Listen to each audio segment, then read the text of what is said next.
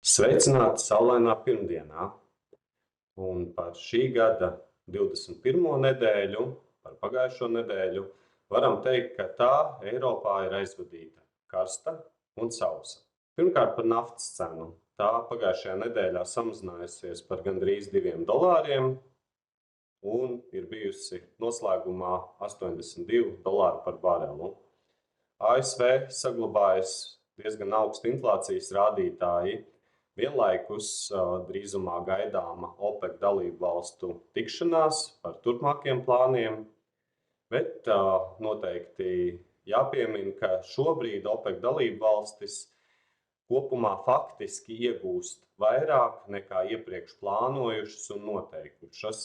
ASV vienlaikus ir arī pieauguši nedaudz naftas krājumi. Tas licis naftas cenai nedaudz noslīdēt leju. Ogles, dabasgāzes un emisiju kvotu cenas pagājušajā nedēļā palecās diezgan strauji, un galvenie faktori ir dabasgāzes cenas lēciens, kur ir gan neplānoti piegāžu ierobežojumi no Norvēģijas, Austrijas bažas par to, ka var turpmāk tikt pārtrauktas cauruļvadu dabasgāzes piegādes no Krievijas, jo Austrijā ar tiesas lēmumu var tikt aizliegti maksājumi par Krievijas dabasgāzi, līdz ar to arī bažas par piegāžu pārtraukšanu no Krievijas. Āzijā ir salīdzinoši augsts pieprasījums, arī pēc cenas veidošanās pasaules tirgu. Āzija šobrīd cenšas izkonkurēt Eiropu, pērkot sašķidrināto dabasgāzi.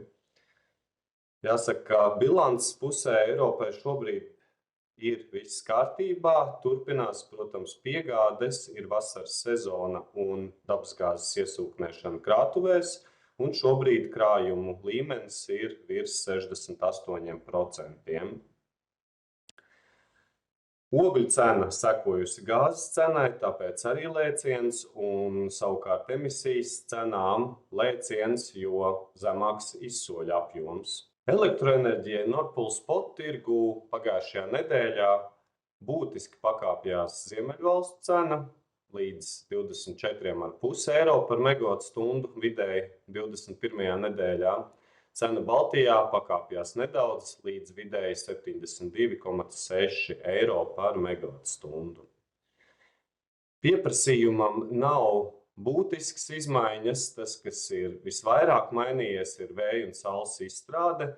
Ziemeļvalstīs tā ir kritusies pagājušajā nedēļā, savukārt Baltijā ir pieaugusi gan vēja izstrāde, gan saules izstrāde. Kopumā, tā kā pagājušās nedēļas laikā dabasgāze un emisijas kvota saņem cenas lēcienu, šie ir produkti, kas tiek noglabāti krātuvē un tiek novietoti izstrādēji ziemas sezonā, tātad 2024. gada 4. ceturksnim un, protams, 2025. gada 1. ceturksnim. Un līdz ar šo cenu kāpumu palielinās arī Ziemeļvalstu finanšu instrumentu tirgu bāzes piegādes cenas elektrībai 2025. gadam.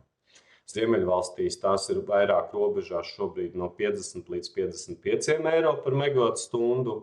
Vācijai jau pietuvojās 100 eiro par megawattstundu un Polijai 2025. gada bāzes piegādes cena finanšu tirgu izmaksā virs 110 eiro par megawattstundu.